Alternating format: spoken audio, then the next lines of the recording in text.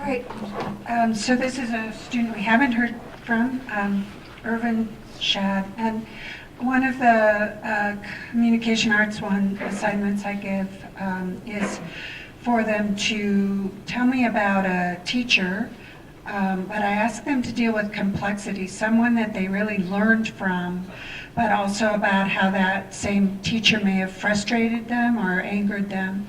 And it's been interesting. I will get a separate letter from a student who will say, I can't remember having any teachers. I don't remember when I was in elementary school. Or so I say, well, anyone you've learned from is a teacher, right? But this is a little more traditional, and I'm hoping really to share this with some teacher or potential elementary teachers.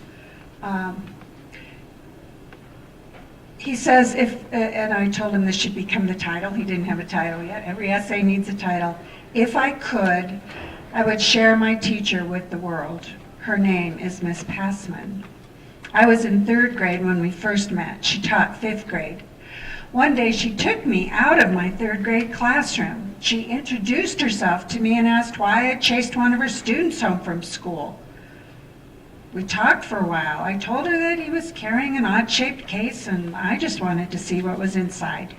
She asked me not to chase him again, so I stopped.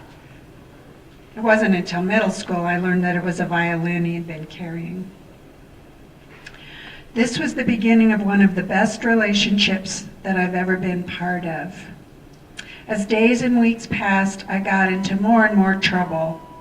I kept having run-ins with teachers. These teachers, I didn't like how they looked at me as if to say, I know your type. She always looked at me as if she wanted to know me.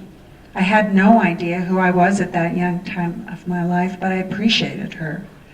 I wasn't the best dressed. I wasn't well kept. I was used to people not wanting me around or not wanting to be around me. But wherever she was, I felt welcomed. While the world seemed to be full of adults telling me of the things that I could not do, she spoke in terms of the things that I could do, of options and opportunities that awaited me. When I had a question, she would not only help with an answer, she armed me with the knowledge of where to find the answers. I felt as if I was growing up, as if I was awakening from the slumber of youth the more I was around her. This is 5th grade. I'm kind of editing, but I love that in 5th grade he says he's waking from the slumber of youth. She was positive and optimistic, trusting and believing in the best that this world had to offer. I won't say that I always understood this about her. I won't say that this was a quality that rubbed me the right way, because for me, life looked a lot different outside of school. There was another language being spoken in my home and in the streets that never translated into school. It was a language of survival, pictures of dysfunction in homes, abuse of drugs and alcohol, role models being those in the streets with the biggest bankroll or the flashiest cars, however they got those things.